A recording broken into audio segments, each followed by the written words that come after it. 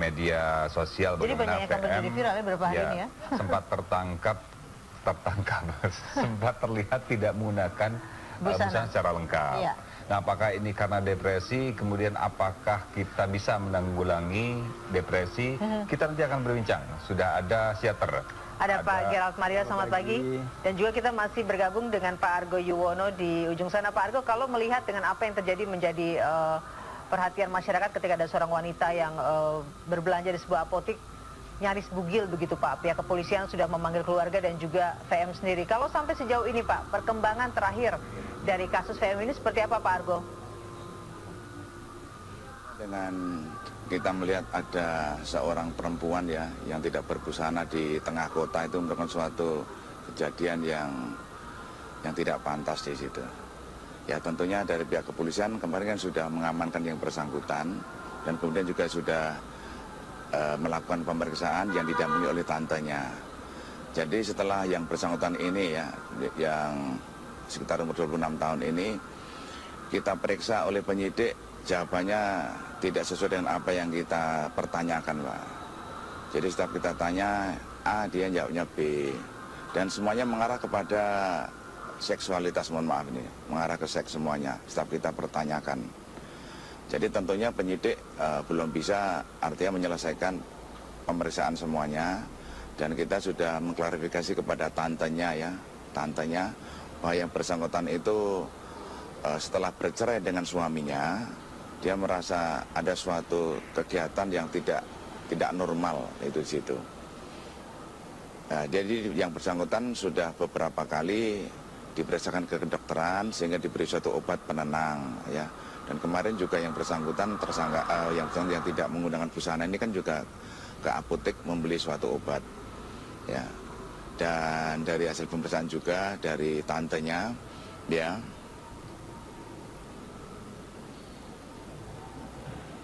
keterangan keluarga, apakah memang aksi ini baru pertama kali dilakukan oleh Vinona atau mungkin sebelumnya pernah namun tidak terekspos begitu Pak? Pernahkah dari pengakuan keluarga bahwa pernah melakukan hal yang sama sebelumnya, Pak Argo?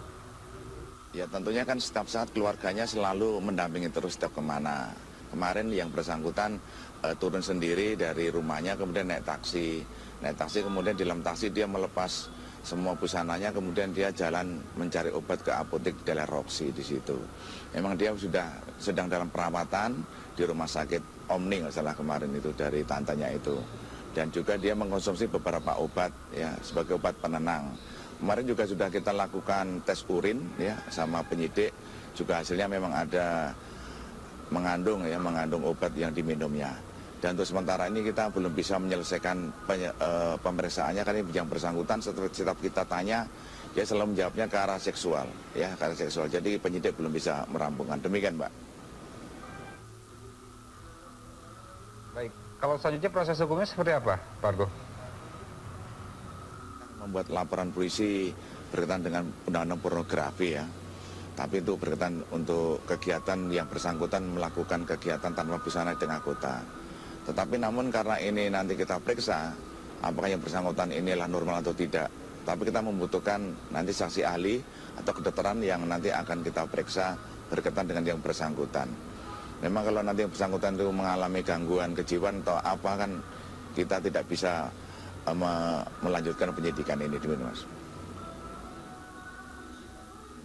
Baik.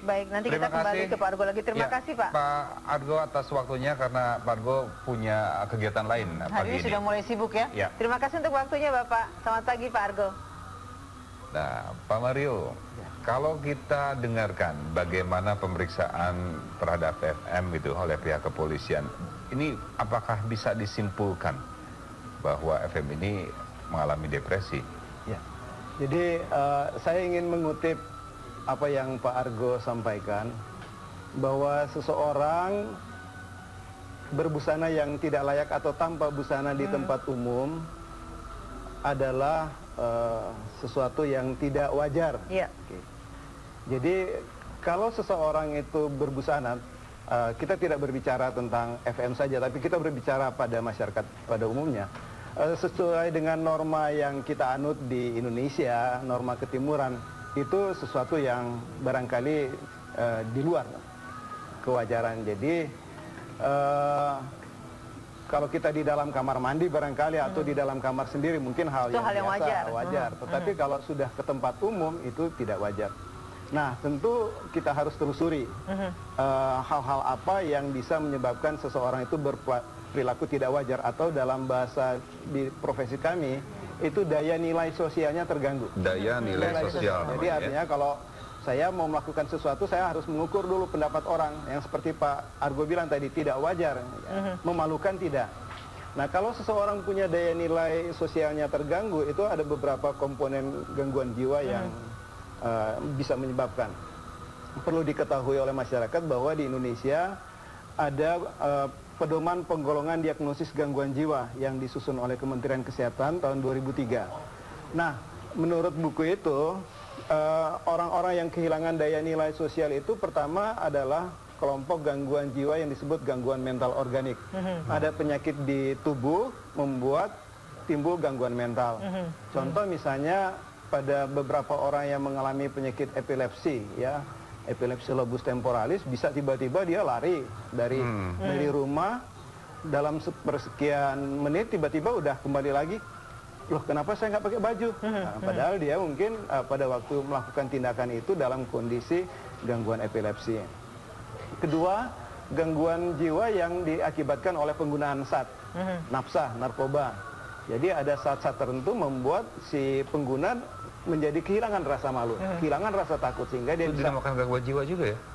gangguan penyalahgunaan Jadi zat berbeda-beda ya Pak ya? Iya, adalah gangguan jiwa. Baik. Kita saksikan adalah kasus yang pernah terjadi ketika ada seorang model majalah dewasa pada tahun 2012 hingga tahun 2016 melakukan hal yang sama, sama dengan yang dilakukan oleh VM. Kalau tadi kita melihat Mas Mario dengan apa yang terjadi pada diri VM, apakah memang dalam seseorang yang mengalami depresi itu ada tingkatan-tingkatan yang berbeda? Ya, jadi kita tidak berbicara depresi, tapi kita berbicara tentang gangguan jiwa atau gangguan mental. Jadi gangguan mental itu dikelompokkan yang berat dan yang ringan. Kapan kita mengatakan seseorang itu mengalami gangguan jiwa atau gangguan mental berat? Apabila pasiennya mengalami yang namanya gangguan dalam daya nilai realita. Dia tidak bisa membedakan antara hal yang nyata dengan hal yang tidak nyata. Saya berikan contoh, misalnya kita bertiga nih sedang berbicara nih, tiba-tiba Mas Widi mengatakan dia perilakunya dia ketawa sendiri atau dia ketakutan. Kenapa Mas Widi ketawa? Itu ada tadi cewek ngomong. Jadi Mas Widi tidak bisa membedakan antara yang nyata antara kita bertiga yang ngomong dengan suara yang timbul di dalam pikirannya. Nah, orang yang sudah terganggu daya nilai realitanya itu dikelompokkan sebagai gangguan jiwa yang berat. Nah, kapan? Pertama yang terganggu daya nilai realitanya adalah pada kelompok penderita gangguan skizofrenia. Kemudian pada beberapa depresi yang berat yang bisa punya gejala halusinasi atau pada gangguan bipolar manik, ya, itu juga bisa terganggu daya nilai realita. Selain dua penyakit yang disebutkan di bagian awal, gangguan mental organik dan gangguan akibat penyalahgunaan zat, itu juga adalah kelompok gangguan jiwa yang berat. Tapi kalau melihat dengan kasus yang VM ini, apakah tingkatannya memang dalam tingkatan yang agak berat ya, Mas Mario, dengan yang terjadi kemarin? Terus terang kami tidak melakukan pemeriksaan terhadap pasien ini. Namun saya yakin di Rumah Sakit Polri itu punya dokter-dokter yang canggih, kita kenal beberapa psikiater, dan pasti mereka bisa menentukan. Tetapi secara umum kalau orang sudah melakukan hal-hal yang di luar kewajaran, ya, daya nilai sosial yang terganggu yang kami bicarakan di bagian awal, itu menunjukkan bahwa kondisi kejiwaan pasien itu sudah terganggu dalam tahap yang berat. Tapi kalau kita lihat bagaimana FM ini bisa pesen taksi, kemudian pergi ke apotek, transaksi, kemudian dari transaksi tahu dia masih ingat kembalian ya, kembalian dan lain-lain. Apakah ini juga bisa dikategorikan tadi gangguan jiwa? Jadi kalau kita kembali dulu kepada pengertian gangguan jiwa. Jadi barangkali jiwa yang disebutkan di dalam bahasa kedokteran itu berbeda dengan bahasa dalam bidang spiritual, religi. Jiwa dalam bahasa kedokteran itu berarti adalah pikiran, perasaan, dan atau perilaku. Jadi kalau orang yang terganggu pada pikirannya, misalnya kemarin dia normal, sekarang dia nangis panjang hari, murung, ya berbulan-bulan, mungkin dia sudah dikelompokkan gangguan jiwa. Atau pikiran, orang yang mengemukakan ide-ide yang tidak rasional lagi, tidak sesuai dengan fakta, diyakini kebenarannya oleh si pasien, walaupun kita sudah berikan data-data, itu juga dikelompokkan Kalau sebagai begitu gangguan jiwa. artinya semua orang juga punya gangguan kejiwaan. Semua ya? punya potensi. Potensi gangguan kejiwaan. Karena kalau kita melihat dari yang si kaya dan si miskin ini ada beberapa bakat untuk itu. Kalau untuk mengetahui apa sih awal kita mengetahui bahwa saya mengalami depresi, saya mengalami gangguan jiwa. Kalau tadi Mas mengatakan bahwa kita semua memiliki potensi untuk itu. Ya, jadi perlu diketahui bahwa yang namanya jiwa atau mental itu produk dari otak. Ya, fungsi otak salah satu adalah menghasilkan yang namanya pikiran, perasaan, dan perilaku. Jadi setiap gangguan fungsi otak bisa memberikan gejala perubahan pikiran, perasaan, dan perilaku. Nah, kita sebagai manusia kalau kita kita panjang umur, tidak mati karena kanker, stroke, atau serangan jantung, mungkin pada usia 70-80 tahun otak kita mengalami penurunan fungsi dan mulai timbul gejala gangguan jiwa. Itu di usia lanjut. Namun secara umum, kalau kita mengacu pada riset kesehatan dasar, Riskesdas tahun 2007, dulu Kementerian Kesehatan pernah melakukan penelitian, ditemukan bahwa pada populasi masyarakat di atas 15 tahun, yang mengalami gangguan mental emosional itu adalah 11,6%. 11,6%, besar sekali. Artinya 1 dari 9 orang itu mengalami gangguan jiwa. Berat dan yang ringan? Ya, ringan. Oh. Nah, jadi gangguan jiwa yang ringan ini kalau kita tidak tangani satu waktu nanti berpotensi menjadi berat. Nah, Mas Mario, kalau tadi berbicara ringan dan juga berat dengan apa yang terjadi di PM, walaupun memang Mas Mario tidak ada dalam kasus ini ya, melihat jawaban yang selalu berubah-ubah di kepolisian. Dan ditanya jawaban tidak konsisten begitu melihat tanpa busana berjalan di tempat umum. Ini tingkatannya kalau ada dua tingkatan antara rendah dan tinggi, di tingkatan yang mana? Ya. Dengan kasus atau survei yang pernah dilakukan oleh Mas Mario sendiri. Jadi secara klinis kalau orang tadi daya nilai sosialnya terganggu, kemudian daya nilai realitanya terganggu, dalam komunikasi apa yang ditanyakan dan apa yang dijawab itu tidak nyambung, tidak koheren, itu dalam kriteria diagnosis di dalam buku PPDGJ itu sudah bagian dari kelompok gejala-gejala gangguan jiwa berat. Yang kita takutkan adalah apa akibatnya ketika seorang depresi. Tadi sempat kita lihat nih, bisa menimbulkan gangguan kejiwaan, melakukan bunuh diri atau melukai orang lain. Ini dan seperti apa lagi ini? Ya, gangguan jiwa berat pertama tentu membahayakan dirinya sendiri. Ya.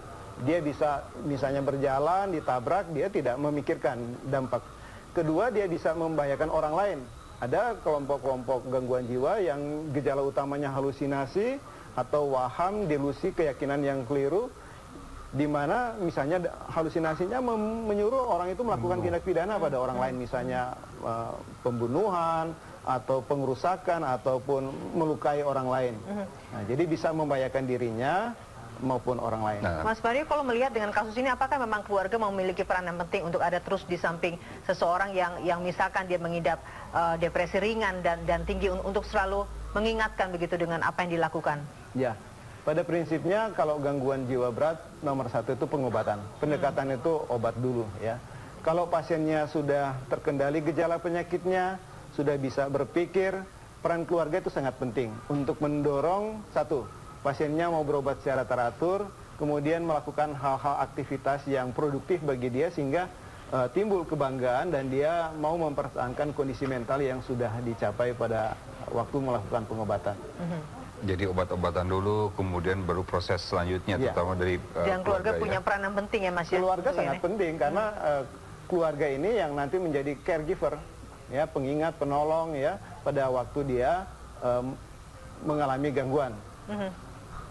Baik Mas Mario, kita akan terus menunggu hasil dari pihak kepolisian apa yang didapatkan dari hasil pemeriksaan kesehatan. Terima kasih. Terima kasih untuk waktunya.